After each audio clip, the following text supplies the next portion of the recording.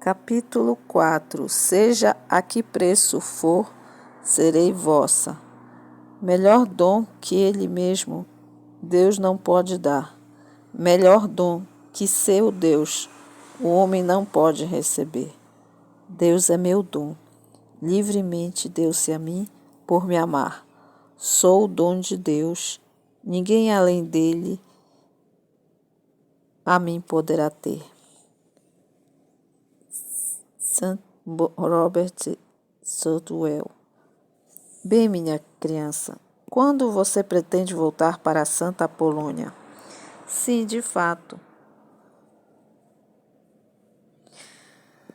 Bem, minha criança, quando você pretende voltar para Santa Apolônia? Mas eu terminei meus estudos. Sim, de fato, mas você vai voltar, minha pequena, porque eu sei que nunca será feliz no mundo. Serás uma freira. Ana Maria virou-se na cadeira e encarou a idosa debilitada que a observava no seu ninho de travesseiro. A reputação da santidade de Apolônia, conquistada através dos anos de dor suportada com paciência e fortaleza, era tal que quase todos em Arezzo iam até lá pedir conselhos. Seus aposentos, ao longo dos anos, tornaram-se um ponto de encontro reconhecido para os mais devotos. Ana Maria, que quando criança muitas vezes acompanhava sua mãe em visitas à Apolônia, agora renovava essas idas regulares e não demorou muito para que a mulher sentisse o fluxo oculto que ocorria rápida e profundamente sob o exterior daquilo, o exterior tranquilo e sereno daquela jovem elegantemente vestida, com penteados elaborados, que dedicava tão generosamente seu tempo para conversar com uma pessoa naquelas condições de invalidez. Ana Maria demorou tanto a responder que Apolônia pensou que ela não pretendia continuar a conversa. Aqui a autora cria um diálogo imaginário e personaliza o convento de Santa Apolônia. Então, olhando de repente para aquele rosto emaciado no travesseiro com suas bochechas inundadas de vermelhidão, disse em voz baixa e veemente: Apolônia? Eu deixei aquele convento e nunca mais voltarei a ele. E por que não? Lentamente Ana Maria respondeu as palavras, e as palavras pareciam sair com relutância. Um dia recebemos a visita de Cecília Albergotti. Você a conhece. Ela estava prestes a entrar no Carmelo de Santa Teresa e veio se despedir das irmãs. Mandaram-me falar com ela. Ela fez uma pausa. Não dissera mais a ninguém sobre aquela experiência, nem mesmo a seu pai. E foi preciso enorme esforço para formular em palavras aquela convicção interior que a possuíra tão repentinamente e inexplicavelmente. Apolônia esperou, sentindo que Ana Maria estava falando de uma experiência que havia queimado profundamente em sua alma. Com uma pequena tomada de respiração, ela continuou. Naquele momento, senti meu coração inflamar-se e ouvi uma voz dentro de mim que dizia distintamente: Você deve ser uma religiosa em meu mosteiro. Eu sou Teresa de Jesus. Mesmo agora, quando falo disso, Apolônia, não encontro palavras para expressar a intensidade ou a certeza do que senti. Fui à capela e pedi a Nosso Senhor que me mostrasse sua vontade divina. E mais uma vez fui envolvida por uma onda de exultação interior e certeza que me elevou tão acima das coisas desta terra que a única coisa que desejava era deixar tudo e pedir para ser vestida imediatamente com o hábito carmelita. Mas eu não conseguia explicar o que havia acontecido a mais ninguém. Era muito íntimo e sagrado para expressar. Nunca mencionou isso a uma alma sequer. E não sei o que devo fazer. Eu disse a Nosso Senhor que estava pronta para seguir sua vontade em tudo e senti tão fortemente que ele desejava que eu o servisse no Carmelo que a partir de então não pude mais acreditar que estivesse enganada. Apolônia analisa o rosto da jovem, do qual o rubor súbito se esvaiu, deixando-o extraordinariamente pálido. Então ela disse gentilmente: Minha filha, o que o padre Johnny diz sobre isso? Você disse a ele, não é mesmo? Ana Maria balançou a cabeça negativamente. Diga a ele então, explique tudo o que você acabou de me dizer e peça seu conselho. Então, farei, Apolônia, mas ainda não, devo esperar um pouco mais. Seu pai, ela sentiu. Sim, mas não pela razão que você pensa. Um olhar de dor cruzou seu rosto. Há algum tempo, meu pai me deu uma ordem expressa para que eu não tomasse nenhuma decisão sobre meu futuro até completar 17 anos. Ainda falta um mês, Apolônia. É muito provável que, quando Inácio impôs esta regra à filha, estivesse falando apenas figuradamente, não desejando que a sua filha se comprometesse com um modo de vida antes de estar suficientemente madura para avaliar os deveres, responsabilidades e as suas próprias capacidades de resposta. É quase certo que ele não pretendia cumprir tão meticulosamente a data especificada ou proibi-la de discutir suas esperanças e planos com ele. Mas, como foi observado antes, essa mulher, essa jovem de aparência frágil, mas determinada e resoluta, nunca fazia as coisas pela metade ou sem entusiasmo. Ela aderiu fielmente ao minucioso combinado e não disse nenhuma palavra sobre o Carmelo ou a vida religiosa a seus pais até o dia de seu aniversário de 17 anos. Inácio não deixara de observar que os gostos de Ana Maria se desenvolviam em linhas muito diferentes dos 10 jovens com quem ela conversava na sala de estar ou das irmãs e irmãos que brincavam à sua volta quando se juntava a eles na creche ou no jardim. Embora tivesse agora oficialmente um diretor a quem havia prestado obediência, a influência de seu pai ainda era uma forte influência orientadora em sua vida, e o exemplo dele era um estímulo contínuo para seu próprio favor e devoção. Mais do que nunca, nestes meses com que a antiga relação íntima havia sido retomada, Inácio empenha-se em ajudar e orientar a filha. Ela esperou sem dizer nada devido à sua promessa anterior, mas os meses pareciam passar devagar e ela sentia que estava perdendo um tempo que poderia ser mais bem aproveitado no Carmelo. Outros pensavam diferente. Ela ainda era jovem e havia muito tempo para se tornar freira. Mais tarde, não era o seu dever dedicar parte da sua juventude aos pais? Afinal, ela estava em casa há poucos meses e era possível amar e servir a Deus no mundo, ao mesmo tempo em que retribuía um pouco de amor e carinho que seus admiráveis pais haviam lhe dado. Sua mãe era uma inválida e para seu pai a separação de sua filha favorita seria quase insuportável. Ana Maria sabia de tudo isso e enfrentou com calma e coragem. Deus me quer para si, disse ela. Suas reivindicações eram mais altas do que as de qualquer outro, até mesmo dos pais. E ela sabia que, apesar de todo o sofrimento, seu pai entenderia seu desejo, ficaria feliz com sua partida, porque seria para a vontade de Deus e sua própria felicidade. Ela não amaria menos ternamente porque havia dado todo o seu coração a Deus. Talvez Inácio já tivesse adivinhado algo de seu segredo, mas ela nunca o mencionou. E ele nunca tentou forçá-la. A esta altura, ele estava bem ciente de que Ana Maria possuía profundas reservas de força e flexibilidade, a capacidade de responder com generosidade e amor aos apelos de Deus, e talvez, conhecendo sua inocência, seu amor a Deus e seu zelo pelas almas, ele reconhecia tacitamente que ela já estava marcada e separada para seu serviço. À noite, quando as orações de família terminavam e as crianças estavam todas seguras na cama, a paz e o silêncio mais uma vez desciam sobre a casa.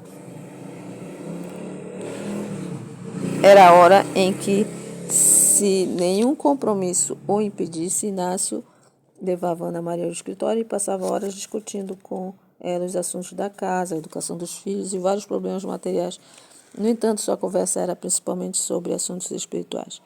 Nessas conversas, Ana Maria jamais fez uma referência ao único pensamento que a ocupava dia e noite, embora não tivesse dúvidas quanto à alegria com que seus pais receberiam a notícia de sua decisão.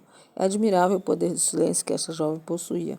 Depois de sua conversa com Apolônia, ela discutiu o assunto com o padre Gione e o jesuíta concordou com uma estrita obediência ao prazo de seu pai, proibindo-a de anunciar sua intenção até que o ano tivesse expirado, embora ele mesmo tenha dado sua aprovação.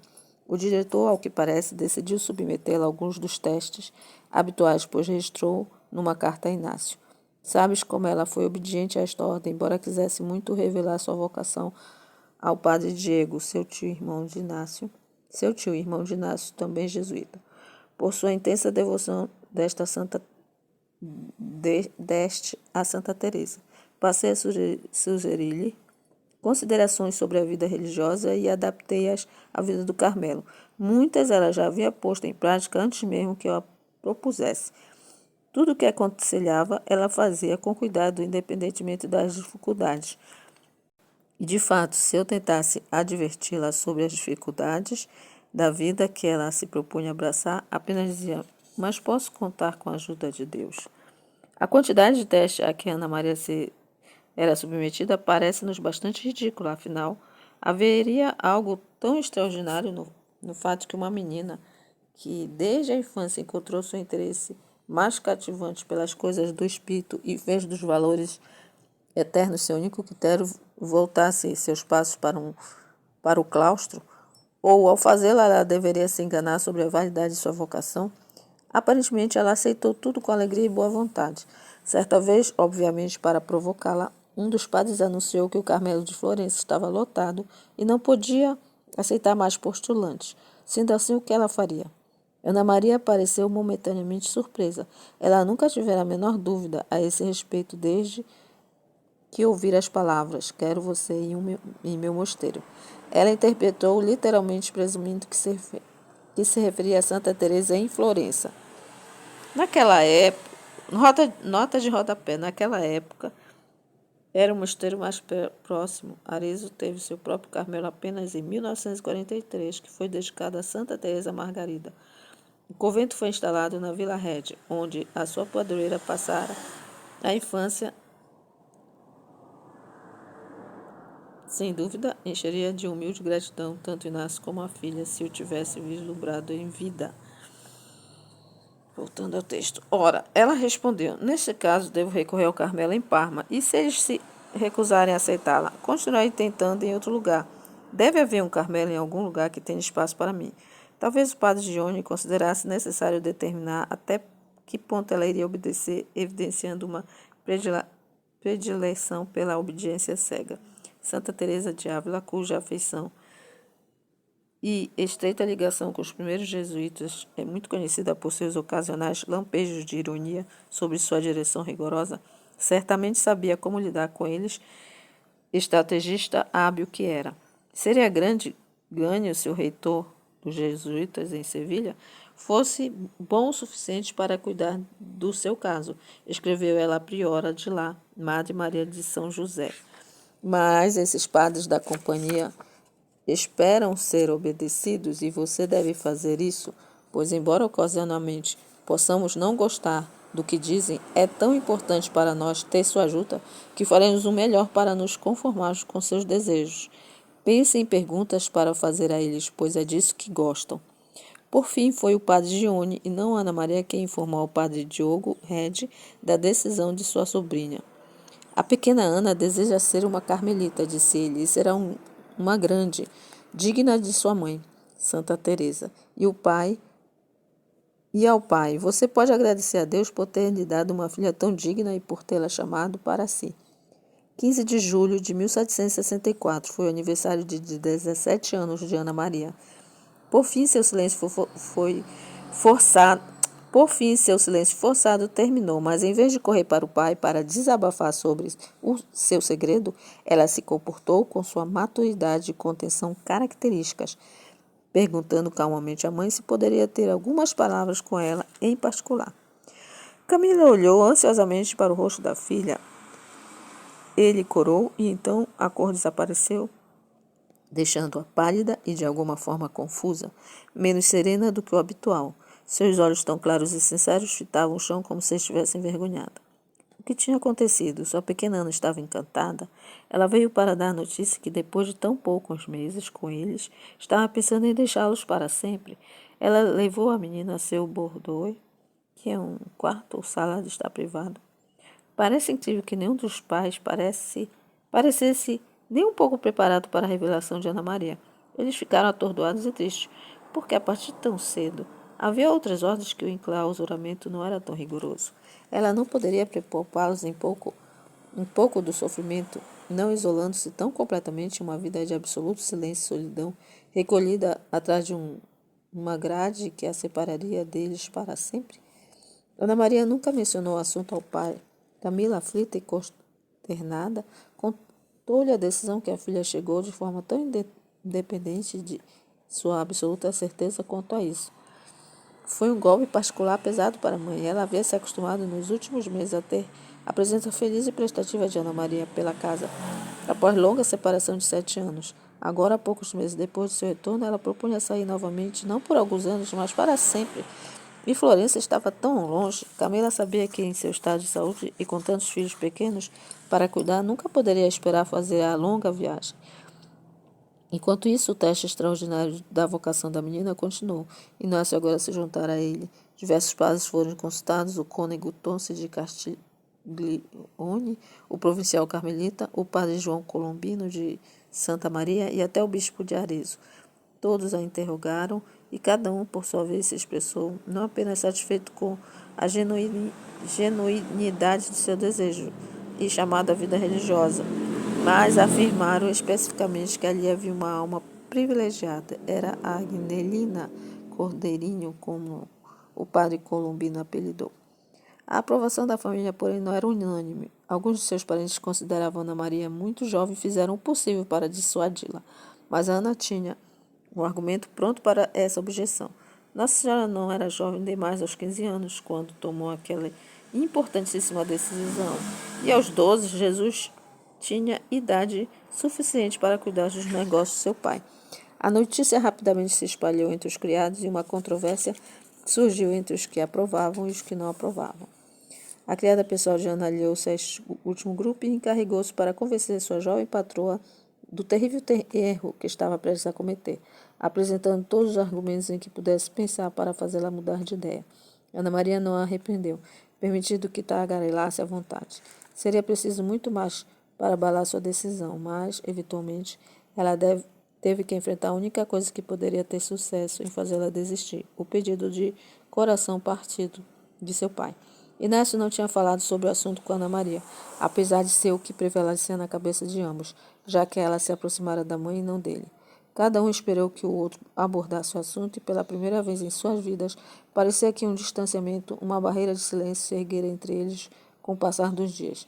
Uma noite, enquanto estavam sentados juntos em seu escritório, sozinhos pela primeira vez em muitos dias, ambos perceberam que o assunto não podia mais ser evitado. Cada um procurou cuidadosamente o discurso, especialmente preparado para esta ocasião, mas as palavras não saíram. O silêncio se prolongou, depois se tornou desconfortável. Inácio ergueu os olhos. Minha filha, ele começou.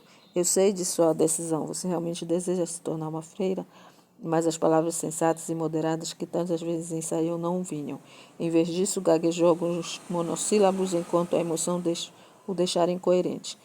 Então, como ele disse mais tarde, meu fraco coração humano se dissolveu em lágrimas e por um tempo não pude dizer nada. Era um momento angustiante. Ana Maria percebeu, como nunca, que seu passo seria ainda mais caro para seus pais do que para ela mesma. Ela estava abandonando-os para seguir o chamado de Deus. É verdade, mas a escolha era dela, assim como seria o consolo de sua consagração a Ele, o cumprimento de um destino que, de outra forma, a deixaria inquieta e insatisfeita. Para eles, a separação seria ainda mais dolorosa e não havia nenhum conforto atenuante. Ninguém para preencher o vazio repentino que sua partida deixaria. O silêncio apareceu uma eternidade. Enquanto perdurava, Ana Maria teve que se agarrar a todas as reservas de graça e de força, de vontade que poderia reunir para evitar correr para o pai e se jogar em seus braços, oferecendo-se para adiar o pedido por mais alguns dias, anos, de modo a suavizar a violência do golpe. Aquele que põe a mão no arado e olha para trás é indigno de mim. Quem ama pai e mãe mais do que a mim não é digno de ser meu discípulo. Eu não vim para trazer a paz, mas a espada, para o homem em desacordo com seu pai e a filha contra para o homem em desacordo com seu pai e a filha contra sua mãe. Não é digno de mim aquele que não toma sua cruz diariamente e não me segue. Aquele que perseverar até o fim, até o último será salvo. Provavelmente, nunca em sua vida Ana Maria experimentou uma luta tão violenta entre a natureza e a graça, tendo como campo de batalha seu próprio coração tempestuoso. Ela se levantou rapidamente, sem uma palavra, saiu da sala. Apressando-se em direção ao seu próprio quarto, fechou a porta, cobrindo os ouvidos com as mãos em um esforço para abafar a voz do afeto humano. Mas, de repente, Outra voz falou e Ana Maria percebeu que se tratava do mesmo tom misterioso e convincente que anunciara: Sou Teresa de Jesus, ao que deu sua própria resposta. Estou pronta para fazer a tua vontade. Em tudo. Silenciosamente ela se ajoelhou e repetiu: Eis-me aqui, Senhor, pronta para a tua ordem. Então as palavras da liturgia lhe vieram à mente. Por tua bondade, Deus, obriga-nos a unir-nos a vós, apesar da rebeldia de nossos desejos. Com calma e determinação, Ana Maria afirmou: Senhor, eu serei tua, custe o que custar, apesar de toda a repugnância. E um dia ela escreveria aquelas palavras com seu sangue.